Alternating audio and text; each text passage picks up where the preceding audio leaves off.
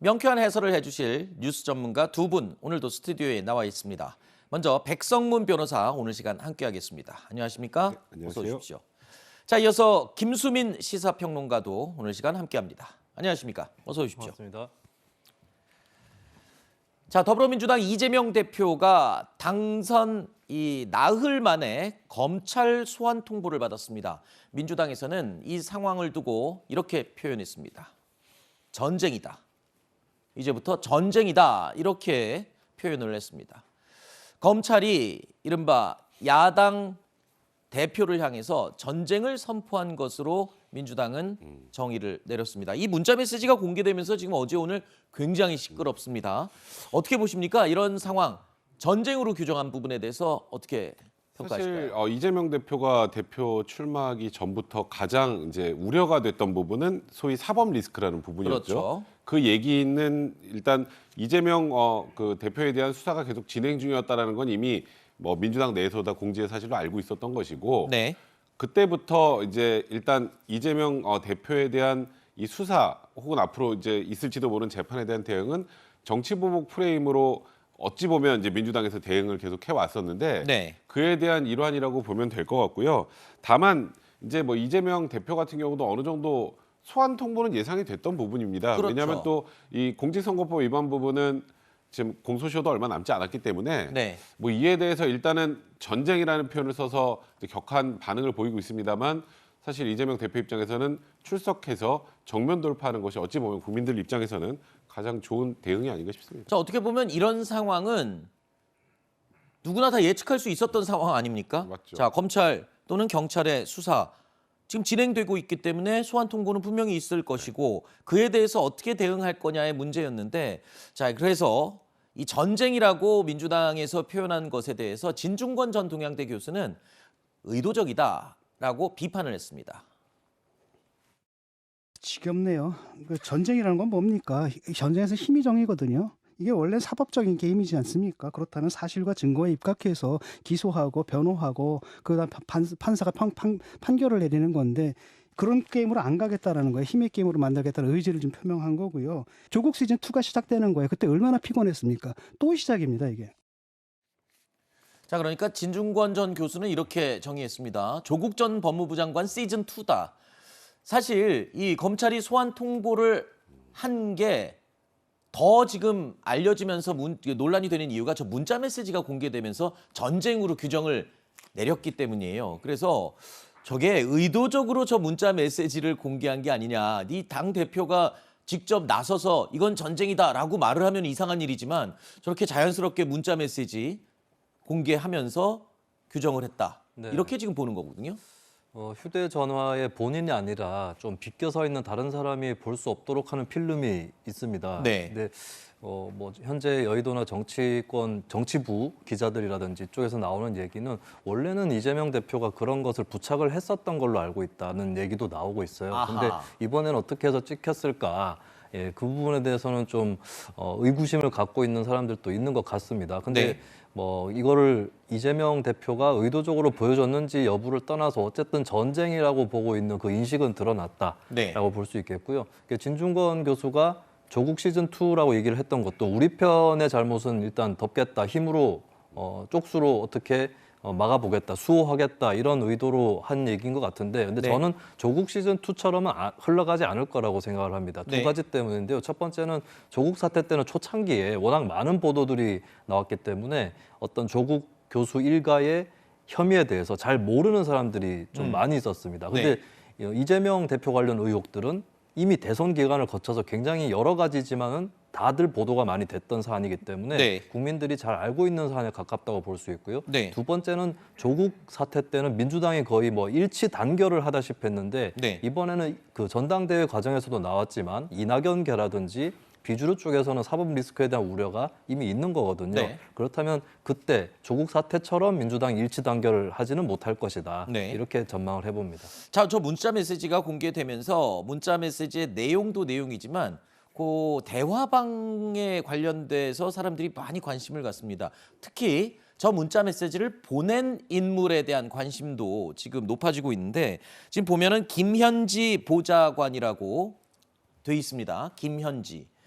이 사람이 누구입니까? 굉장히 네. 측근으로 지금 인식이 되고 있어요. 왜냐하면 저 대화방이 보안을 굉장히 중요시하는 이른바 텔레그램 메시지 대화방이고 저 방 안에는 지금 딱 8명밖에 없어요.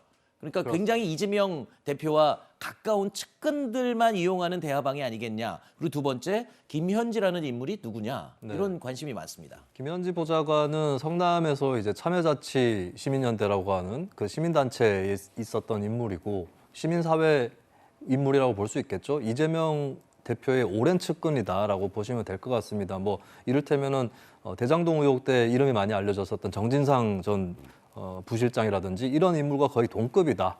예, 그 정도로 가까운 사이다라고 볼 수가 있겠고요. 특이한 것은 보통 어떤 일이 터졌을 때 우리가 가끔씩 농담 섞어서 쓸 때도 있지만 전쟁이다. 네. 이제부터 전쟁이야 이런 표현을 쓰지 않습니까? 근데 보통은 이런 표현을 쓸 때 집단의 우두머리 같습니다. 네.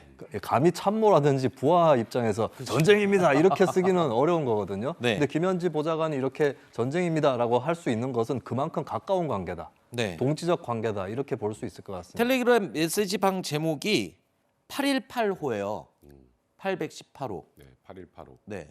이게 의원실 네. 번호인가 보네요. 일단은 뭐 의원실 번호인 것 같고요. 지금 이 상황에서 이제 이재명 대표가 저것을 사실 일부러 노출한 것인지 아니면 보다가 이게 찍힌 것인지 이제 이게 논란이 되는데 아까 말씀하셨던 것처럼 저번에 권성동 원내대표와 윤석열 대통령의 이 대화방이 노출됐을 때 그때 이런 얘기가 있었어요.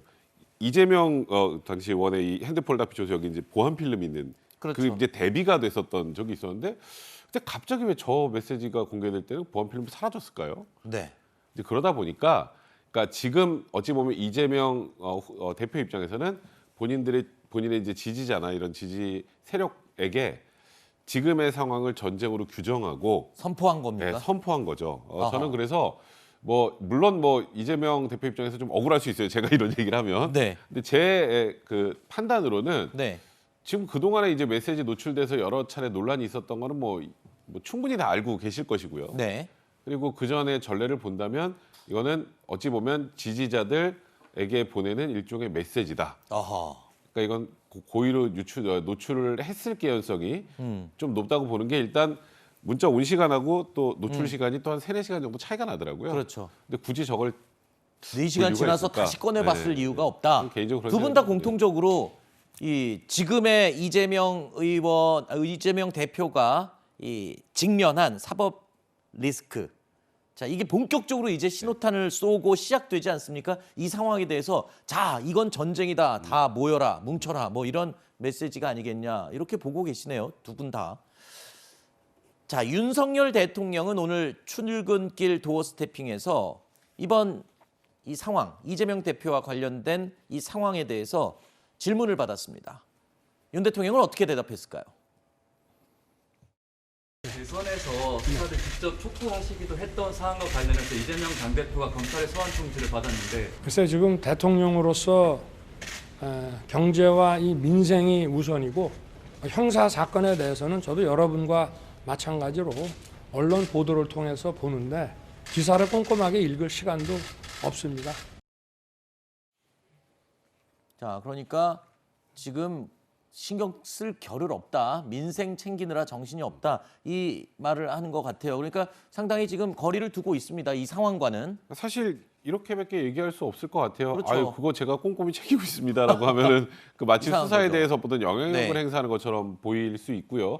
거기다 지금 민주당에서 아까 이재명 대표 문자 메시지로 전쟁이라는 표현을 쓰고 당 내에서도 이건 정치 보복이다라는 취지로 지금 대항하고 있는 상황에서 윤석열 대통령이 이에 대한 어떤 입장을 밝힌다는 거는 현실적으로 무리가 있고 그래서 저는 이게 어찌 보면 제가 꼼꼼히 잘 안 챙겨서 모르겠습니다라는 건 그건 내 일이 아니고요. 네. 수사기관에서 할 일입니다. 저는 잘 그렇죠. 몰라요. 네. 그러니까 일정하게 거리를 두려고 하는 그런 의도까지 이제 포함한 그런 발언이라고 보시면 될 것 같습니다. 네. 뭐 적절한 그 포지션 아닙니까? 지금 이 상황에 대해서는. 근데 저는 적절하지 못한 언행이라고 봅니다. 아, 그래요? 그러니까 완전히 다른 표현이에요. 그러니까 예를 들면 이것은 법질서에 따라서 수사기관이 독립적으로 할 일이고 네. 본인이 대통령으로서 이 일에 언급하는 것은 부적절하다라고 네. 말하는 것과 거기 신경 쓸 겨를이 없습니다는 전혀 다른 표현이거든요. 네. 저는 왜 대통령이 그렇게 말을 못하는지 모르겠어요. 왜냐하면 이준석 전 대표에 관해서도 기자회견 때 똑같이 얘기했습니다. 나 그거 챙길 시간이 없습니다. 네. 근데 그 시간이 없더라도 사실 시험 기간에도 만화책 보는 거거든요. 네. 예, 아무리 민생 경제에 바빠도 아니 지나가다가 채널 A 같은 거 이렇게 TV 뉴스 보다가도 한 번씩 접할 수 있는 사안인데 그거를 내가 모르고 있다라고 얘기하는 것에 대해서 국민들은 잘 신빙성이 없다고 판단을 할 것이고 네. 그리고 설령 자세히는 모른다 할지라도 어느 정도 입장은 내놓는 게 맞죠. 제가 네. 아까 말씀드렸다시피 대통령으로서 수사 가이드라인이 될 수 있다 이런 것들을 어느 정도 취지를 말을 하는 것이 낫지 그냥 나는 모르는 일이다 이렇게 하는 것은 회피에 가깝다는 생각입니다. 네. 조금 그 부분 아쉬워하는 분들도 계시더라고요. 표현과 관련된 얘기였습니다.